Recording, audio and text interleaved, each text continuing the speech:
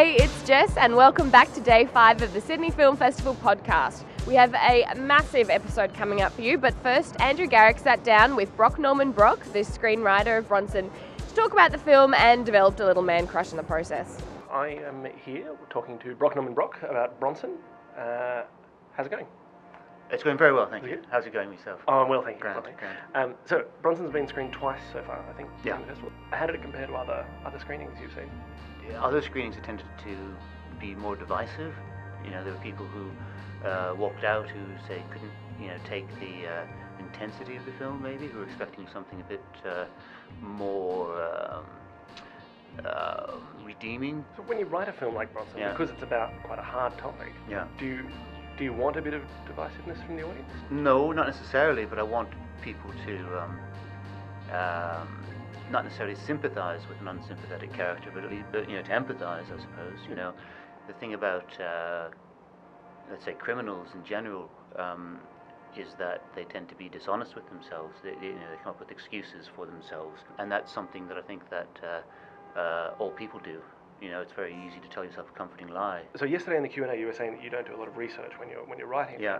So does that mean that you were using a lot of your own ideas about your own ideas of redemption and lying to yourself in this character? Yeah, I mean, I wanted to keep a lot of distance from him, and I didn't want to be burdened with, what Charlie Bronson wanted to get out of it. I didn't want to be disrespectful. I didn't, he's not a killer. He's never committed a capital offence, so I didn't want to, malign him. I just, realised I'm taking someone's name and someone's life. I don't want to play fast and loose with it. I wanted to be somehow truthful, but I wanted to have the freedom of as a writer to pursue this central conceit, which may not be the way he sees his life. Ultimately, he's a man who doesn't want to be forgotten, and as long as people sort of remember his name, I think that's the most important thing. What's good about Hollywood in LA is that they actually make movies there.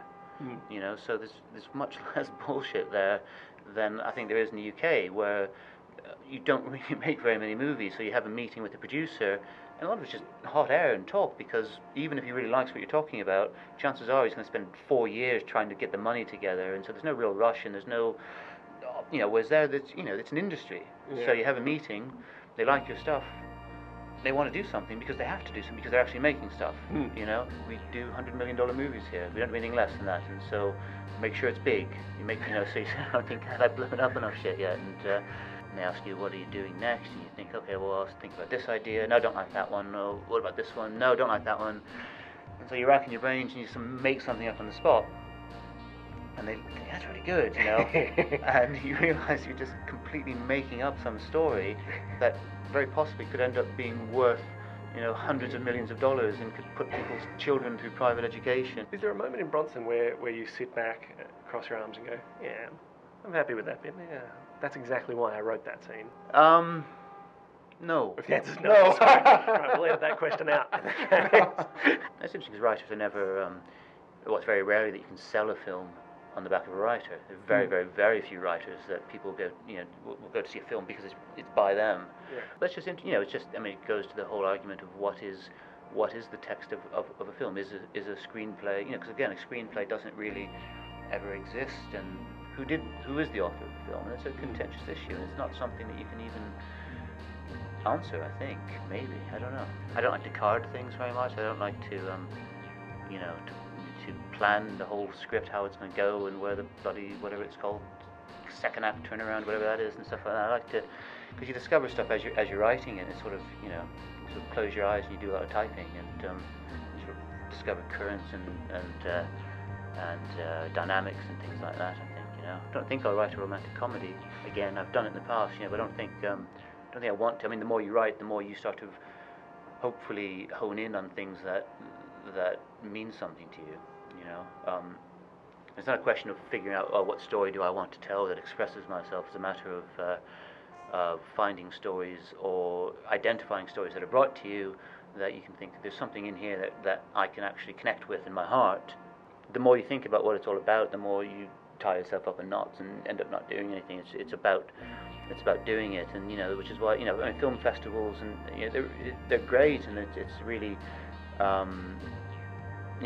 really very satisfying getting that interaction with an audience where they come up to you and say, "That's really great, thank you," and all of that, and you think, well, gosh, that's one reason why I do this. But then also you get caught up in things. It's just like, you have a bit of withdrawal afterwards, and you can see how if you spend too much time at festivals or you go to Hollywood and you move there, it just becomes all about that kind of thing and not about the loneliness and the difficulty and the honesty of actually doing the work. Brock Norman Brock, screenwriter of Bronson. Thank you very much. Thank you. Thank you. All right. Brock Norman Brock also did a Q&A session with the audience, so keep your eyes peeled on the website to catch that a little later on.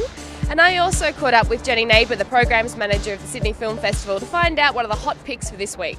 Now I'm standing here with Jenny Neighbour, who is the Sydney Film Festival's programs manager. Now Jenny, I've been trawling through this program trying to decide what films to see for next week.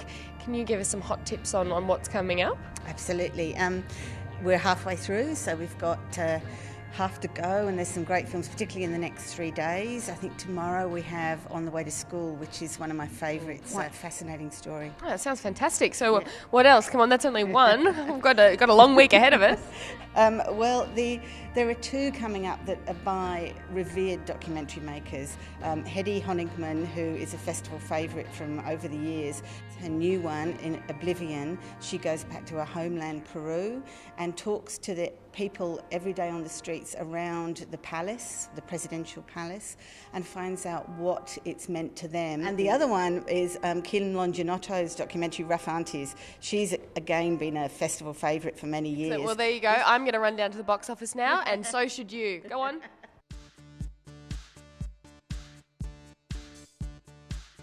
Well, that wraps up another episode. I hope you enjoyed it, and we're looking forward to seeing you tomorrow at the Sydney Film Festival.